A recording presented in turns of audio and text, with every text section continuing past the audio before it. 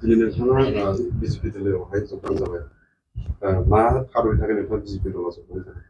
गिबियावनो आङो news channel नोंथांमोनखौ बरायग्रोनानै लाग्रोबाय। दा आंनि बिजेपि दोलोआव हाबनायनि खारनानो जाहैबाय माने जोङो सिगां समनिफ्राय बिपिएफआव मैखोमै खामानि मावबोदोंमोन।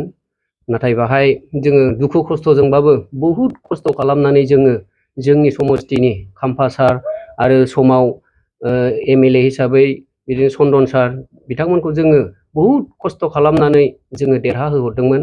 नाथाय सम आरो बोथोरखौ नाहरनानै जोङो दा माखासे परिबेसखौ नायनानै जोङो दा बिपिएफखौ नागारनानै जोङो दा बिजेपि दोलोआव जगदान जादों। माने बिजेपिनि खामानि मावनाय जेसेबांनाखि ग्रासरुट लेभेलनिफ्राय गोजौ लेभेलसिम खामानि मावदों बेखौ जोङो नोजोर बोनानै जाहाथे जोंनि फिउचारखौ जोङो मोजां खालामलांनो हायो, बिनि थाखायनो आङो बिजेपि दोलोआव जगदान जाबाय।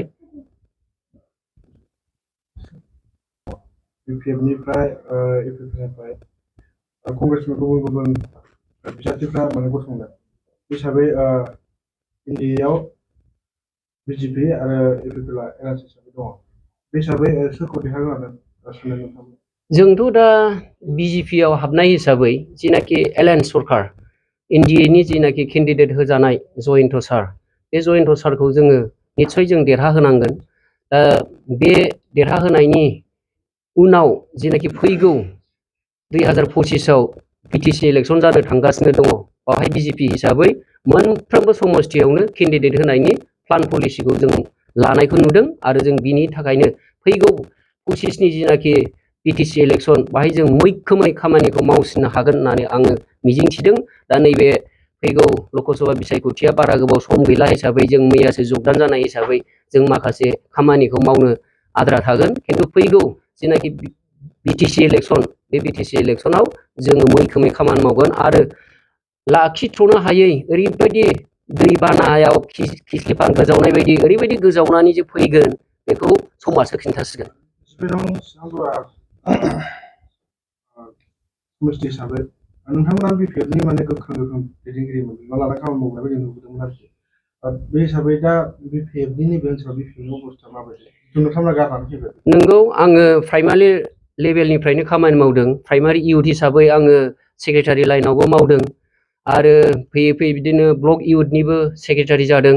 आरो फैयै नै दाख्लैसो जोंहा ब्लक इउथनि सेक्रेटारिनिफ्राय माखासे माबायाव दोनथ'नानै आंखौ पेरेन्टनि अर्गेनाइजिं सेक्रेटारि खालामदों। दा बेवहाय जोंनि मावबोनाया बै बिथांमोननि साननाय, गावसोर बिसिबांनाखि जोंनि मावनायखौ फोथाया जों मिथिया, खिन्थु जोङो ओरैबायदि मैखोमै खामानि मावबोदों। दा बिपिएफनि जिनाखि थासारि बेखौ नाहरोब्ला नैबे दानि एमपि इलेक्सनाव एसे थाबावगोन, खिन्थु फैगौ बिटिसि इलेक्सनाव जिर' जानो थांगासिनो दं। नोंथांमोना राइट टाइमावहाय जयनिं जादों बायदि सानदों? राइट टाइमावनो जों बेखौनो लानानै जों राइट टाइमावनो जों जयनिं जादों। आरो जोंजों लोगोसे फैबावनो गोनां बहुद दङ। माने आंनाबोथ' आगदा आगसि गोबां मानसि दङ, फैबावनो गोनां दङ। जोङो जेसेबां हागौ जोंनि खामानिखौ आं दहाय बुंनाय बायदि नैबे एमपि इलेक्सन बायखांनायनि लोगो लोगोनो जोङो जोंनि स्प्रेडखौ खामानिखौ जों मावगोन। जायफ्रा सोलायनो हायाखै, जायफ्रा दासिमबो जगदान जानो हायाखै, बेफोरखौ नोंथाङा मा खावलायनो? आं आसा खालामदों जाय बिथांमोनहा गोनो गोथो साननानै दङ, बिजेपिआव थांबा मा जागोन, इउपिपिएलआव थांबा मा जागोन, बेफोरखौ गोनो गोथो साननानै दङ, कंग्रेसआव थांबा मा जागोन, बेफोरखौ गोनो गोथो साननानै दङ। बेखौ आं खावलायनो लुबैदों, जोंहा जोंनि माखासे नेम निथि बा जोंहा फार्स्ट एकर्ड जानानै थांबाय, नैथि एकर्ड जाबाय। दा नैथि एकर्डआवबो जोंनि जेसेबांनाखि खामानि मावनांगौ बेखौ जों मावजोबनायखौ नुनो थाङाखिसै।